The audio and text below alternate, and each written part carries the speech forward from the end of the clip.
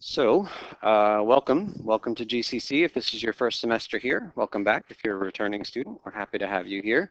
So this is Calculus 1, Math 201.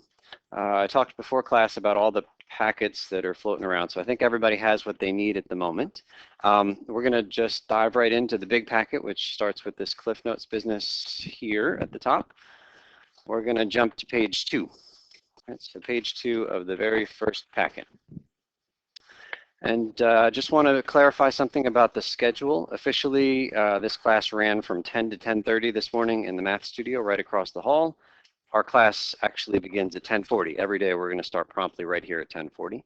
The 10 to 10:30 slot is completely optional. I suspect many of you are going to be on campus already at 8 o'clock for a physics class before this one. So if you're here already anyway, I'd encourage you to spend the half hour before class in that room right across the hall, finishing up homework, getting your questions answered. There will be a math faculty member on duty for the half hour right before our class every day, all right? So good resource to take advantage of. Okay, so we're going to jump right in here on page 2 of the big packet, and we're going to start by watching a clip of a soccer goal by Wayne Rooney. So let's pull that up first. Here, nope, here.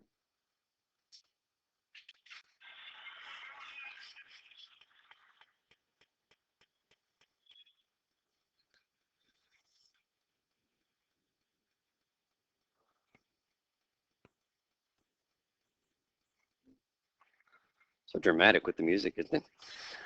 Okay, so here's why I include that as the very first thing. Can we get somebody to read? We'll start here with you in the black. This goal.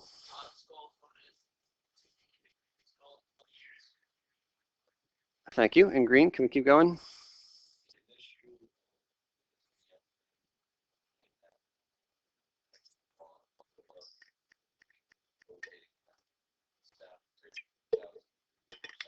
Okay, 2,000 degrees per second. That's what they say the foot was rotating at. I'll go back just a few seconds. We can watch another couple of slow motion replays of this. 2,000 degrees per second at the moment of impact. Okay, what do we think? 2,000 degrees per second. Humanly possible? Could somebody's leg rotate 2,000 degrees in a second? I don't think so, not if it's still attached to them, right? So, okay, so, but what does it mean? I mean, they made this claim. They must have done some kind of analysis on that video. What did they do? What do they mean when they say his foot was moving at this impossible, inhuman 2,000 degrees per second?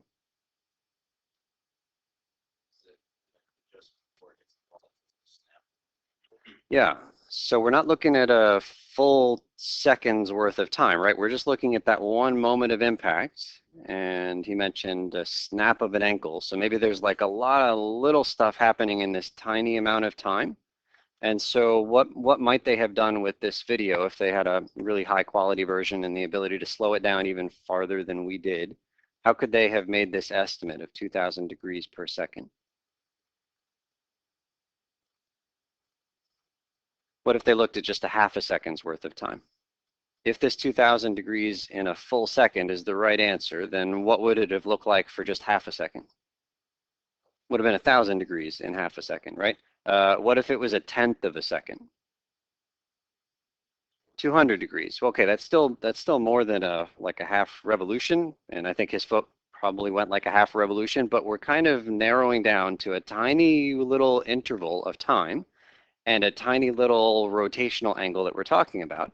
And that's what calculus is about, is looking at tiny changes in one variable and how they make tiny changes in another variable, right? And so this 2,000 degrees per second, of course, is not possible for a full second, but for a little tiny fraction of a second, just at the moment of impact, maybe we could extrapolate and say, hey, if his foot was really doing this for the entire time, it would have gone 2,000 degrees in a full second.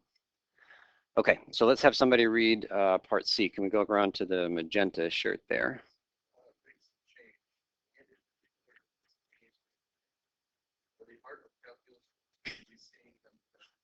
Good, thank you. In the red shirt, number 2.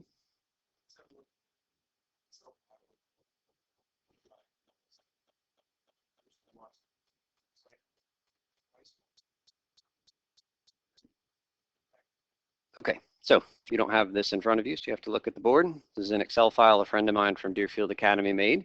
So there is a plant right here, which we're going to watch grow. Now this plant is already fully grown, so I just wanted you to see what it's going to look like at the end of this. So I'm going to go backwards in time now, and then we're going to watch this plant grow. So I'm just going to hit this slider, and that's going to represent time passing in some linear fashion. And we're going to watch that plant grow from nothing to the full plant that you saw a moment ago. And I'm going to do it one more time, and then we're going to go back to the packet. So again, just trying to think about the rate at which this plant is growing as time passes constantly. So let's come back to the packet now and go to part A. Here in purple, could you read A? Make a sketch of the height of the plant we just saw. Okay, so a very rough sketch right there. You've got time on the horizontal, height on the vertical. Go ahead and draw a rough sketch of what you saw. If you need to see it again, you can look up, but if you're drawing, that's fine. But what does the height look like as time passes?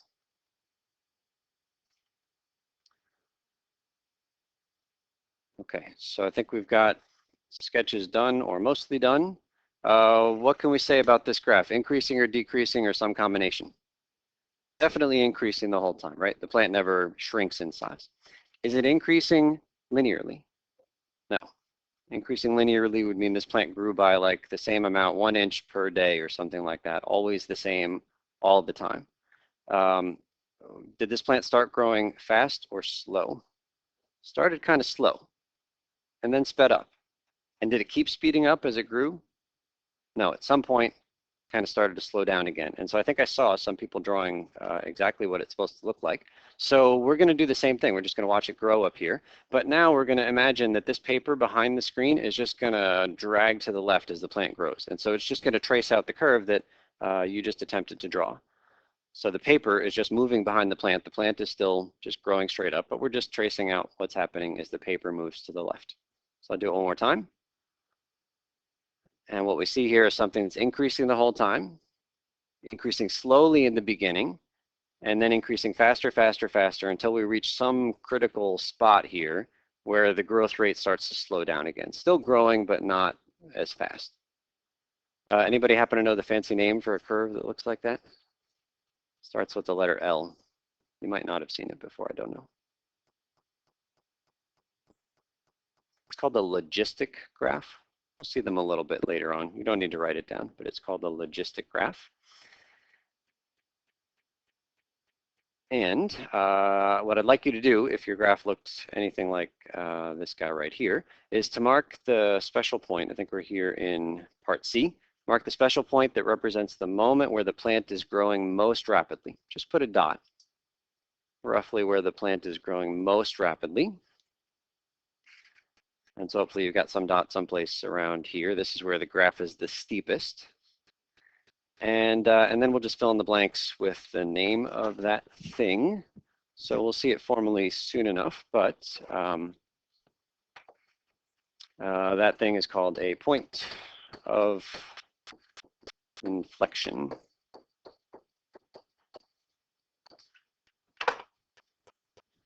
Point of inflection is that special point. And can you read number 3 for us?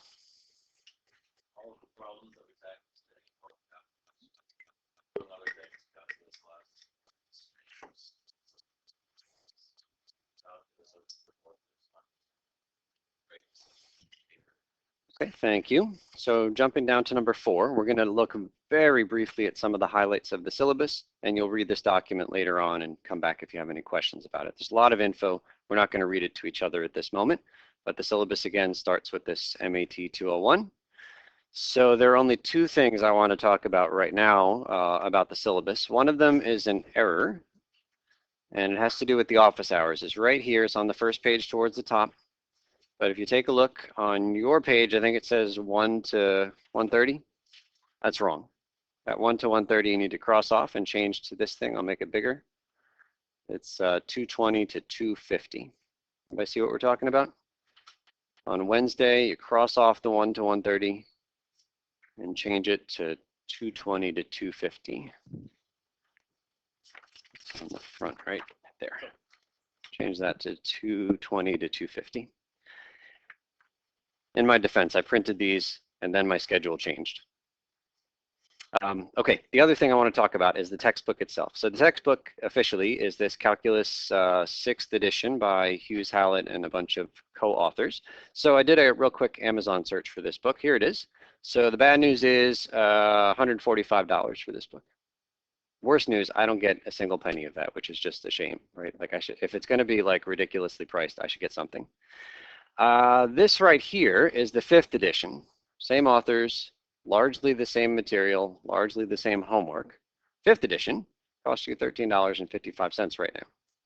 So here's the deal. If you're willing to do a tiny bit of work in terms of translating the homework assignment out of the new edition to the homework assignment out of this older edition, then this older edition will do just fine for you and save you $130 and change. Right? It's completely up to you. Just means you have to look at the homework assignment that I give you, which is from the new book, which there's always a copy in the Math Studio and a copy in the library. You could do your homework in the Math Studio in the library, or you could just say, oh, it's not these problem numbers in my book, the old book, it's these other problem numbers. All right?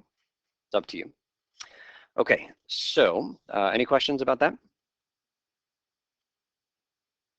All right. So, last thing I want to look at, and then you guys are going to jump into the activity for the day, is the math flowchart. So you guys are quite far down this flowchart by making it all the way to calculus. Let's see if I can get my floating tools back. There they are. Okay, so Math 201 is here. That's where you guys are. And you are in a track that continues on to Calc 2. Branches there, you could take Calc 3, differential equations, linear algebra. This is the sciencey, mathy, engineering track that you are on. And for most of you, perhaps all of you, this is the right place to be. But just in case it isn't, I want to point out that there is another version of calculus that we offer here. It's called applied calculus. You will see that that ends. There's no place to go mathematically after that course. This course is for business majors and social science majors. I'm not saying that with any condescension. I'm just saying it's a different track. And so if you aren't sure which track you belong in, let me know, because you could take, right now, you are eligible to take this applied calculus. And if that's where you should be, then I want you to be in the right spot, right? So if you have questions about where you belong, just talk to me right after class. All right, so coming back here to the big packet, where you just drew your graph of the plant, we're going on to the next page, and our very first group activity. So with your neighbors, just go ahead and start reading with this note and see how far you can get.